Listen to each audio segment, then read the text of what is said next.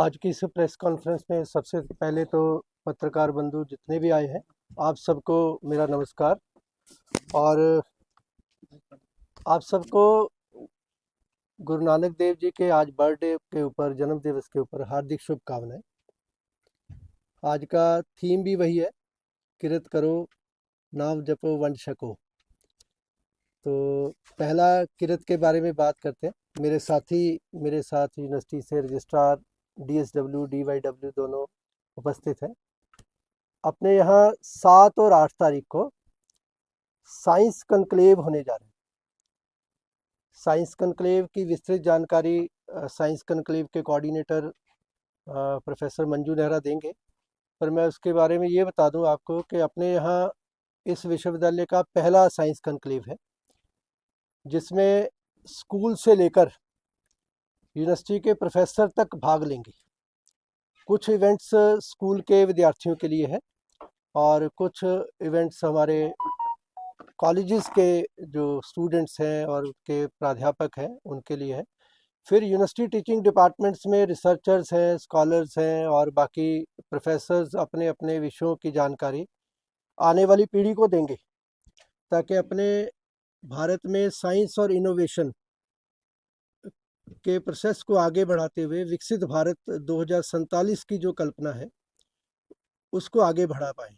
क्योंकि जैसा हम जानते हैं कि ये जो समय है टेक्नोलॉजी का है, अगर बेसिक साइंसेस प्रमोट नहीं होंगी तो कहीं ना कहीं रिसर्च को धक्का लग सकता है।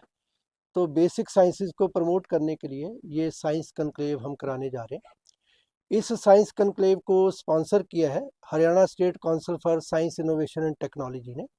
उसने इसको करवाने के लिए हमें 10 लाख की राशि दी है स्पॉन्सरशिप के रूप में। इसमें हमारे कोऑर्डिनेटर्स कॉलेजेस से भी हैं, स्कूल से भी हैं और यूनिवर्सिटी टीचिंग डिपार्टमेंट से भी है। एक अच्छा खासा इंटीग्रेशन का काम स्कूल से लेकर विश्वविद्यालय तक का ये साइंस कॉन्क्लेव करने वाला है। दूसरा, इसी बीच में 8 तारीख को 350 साला श्री गुरु तेग बहादुर साहब जी का हम विश्वविद्यालय में मना रहे हैं, जिसमें मुख्य अतिथि के रूप में अपने हरियाणा के चीफ मिनिस्टर श्री नायब सैनी जी रहेंगे और श्री गुरु तेग बहादुर जी की लाइफ और फिलॉसफी को लेकर, ताकि आने वाली पीढ़ी को हिंद की चादर क्यों कहा जाता है, उनके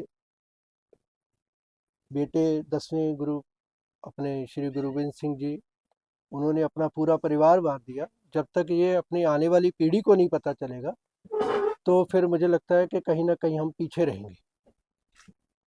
तो इस भागीदारी में हम सब भाग लें, आप सब आमंत्रित भी हैं। और ये साझा कार्यक्रम है समाज का और विश्वविद्यालय का। इस कार्यक्रम को भी sponsor department of higher education Haryana कर रहा है, उनके साथ मिलकर ही हम इस कार्यक्रम को कर रहे हैं।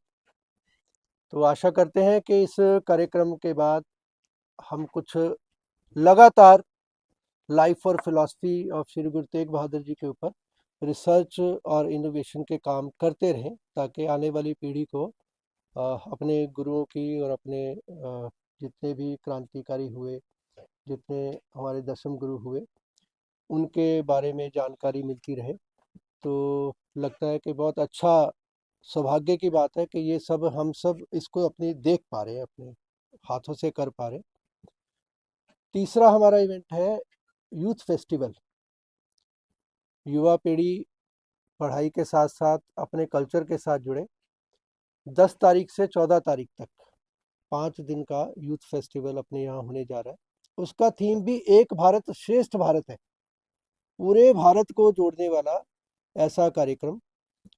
तो इसमें डिफरेंट कल्चर्स अलग अलग थीम्स को लेकर आगे बढ़ेंगे। तो मुझे लगता है कि विश्वविद्यालय का नाम भी चमकेगा और आने वाली पीढ़ी जो है वो सजग रहेगी, सबल समाज का गठन करेगी। पिछले 5 महीने से आप सबने बहुत अच्छा योगदान दिया है और आपके सहयोग से ही विश्वविद्यालय ने अपने काम में गति पकड़ी है। मैं इसको ये तो नहीं कहूँगा कि 100% हो गए, पर हम कहीं ना कहीं उससे ठीक रास्ते पर चल रहे हैं, ऐसा मुझे लगता है। तो आपके सहयोग की कामना के साथ पुनः आपको बहुत बहुत बधाई और निमंत्रण। आप आइए और इस कार्यक्रम, तीनों कार्यक्रम को सफल बनाइए। इसी आशा के साथ मैं अगले जानकारी के लिए, हमारे बीच में प्रोफेसर मंजू नायरा है, डायरेक्टर यूथ वेलफेयर है और इस साइंस कॉन्क्लेव के कोऑर्डिनेटर भी हैं। इनके बारे में जानकारी देंगे अगली बात के लिए मंजू नायरा जी। धन्यवाद सर।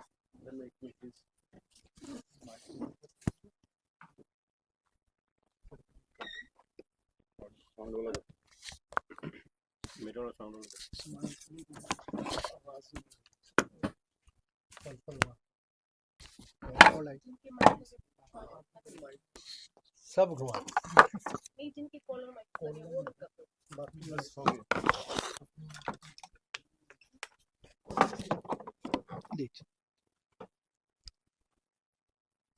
आप सभी का तहे दिल से बहुत बहुत स्वागत और गुरु पर्व की हार्दिक बधाइयाँ।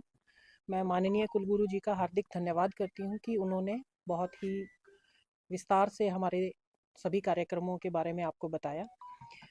युवा पीढ़ी जो है वो हमारे इतिहास को जानने के साथ साथ हमारे आने वाले भविष्य में जो साइंस एंड टेक्नोलॉजी में प्रोग्रेस करनी है उससे रिलेटेड क्विज और एस्से राइटिंग और जो मॉडल एग्जीबिशंस का प्रदर्शन है वो हम 2 दिन का डिटेल में प्रोग्राम जो है वो आपको आज इसी प्रेस कॉन्फ्रेंस में शेयर कर रहे हैं। इस साइंस एग्जीबिशन में 9वीं 10वीं 11वीं 12वीं के सभी स्कूलों के विद्यार्थी, चाहे वो सरकारी स्कूलों से हों या प्राइवेट स्कूल से हों, साथ ही साथ कॉलेजेस के विद्यार्थी जो ग्रेजुएशन में हैं, जो बेसिक साइंसेज और चाहे अप्लाइड साइंसेज से हों, पोस्ट ग्रेजुएशन के विद्यार्थी हों, चाहे रिसर्च स्कॉलर हों या फैकल्टी मेंबर्स हों, सभी के लिए हर तरह के जो कॉम्पिटिशन्स हैं वो रखे गए हैं। Essay writing, quiz basically school के विद्यार्थियों के लिए है और जो एक नेशनल कॉन्फ्रेंस हम साथ में रख रहे हैं, unfolding discoveries and advancing nation, इस थीम के साथ हमने ये नेशनल कॉन्फ्रेंस और साइंस कॉन्क्लेव का थीम रखा है, जिसमें कि हम देश को आगे बढ़ाने के लिए जो भी विस्तृत रूप से विद्यार्थियों के मन में क्या इनोवेटिव आइडियाज़ हैं, क्या साइंस एंड टेक्नोलॉजी के मॉडल्स वो प्रेजेंट कर सकते हैं, वो सब यहाँ पे विस्तृत रूप से आप सब देखेंगे। इसके साथ ही साथ इसरो से भी हमारे यहाँ टीम आ रही है जो कि हमें ब्रह्मांड की विस्तृत जो भी डिटेल बच्चों के मन में जागरूकता फैलाएगी, जिज्ञासा जो होती है उसको लेके अपना एक वर्किंग मॉडल जो है यहाँ पे डिस्प्ले करेंगे। आज के समय में विद्युत जो है या बिजली की जो समस्या है वो बहुत बड़ा एक चैलेंज है हमारे आगे, तो बच्चों को सोलर एनर्जी के बारे में जागरूक करने के लिए भी, सोलर एनर्जी से रिलेटेड भी एक हमारे यहाँ पर एक एग्जीबिशन मॉडल यहाँ पे डिस्प्ले किया जाएगा। साथ ही साथ आज के समय में बच्चे मैथ और साइंस से कहीं ना कहीं भाग रहे हैं, हालांकि ये समय की सबसे बड़ी ज़रूरत भी है। तो एक मैजिक शो के माध्यम से बच्चों को मैथ से जोड़ने की एक कोशिश की जाएगी।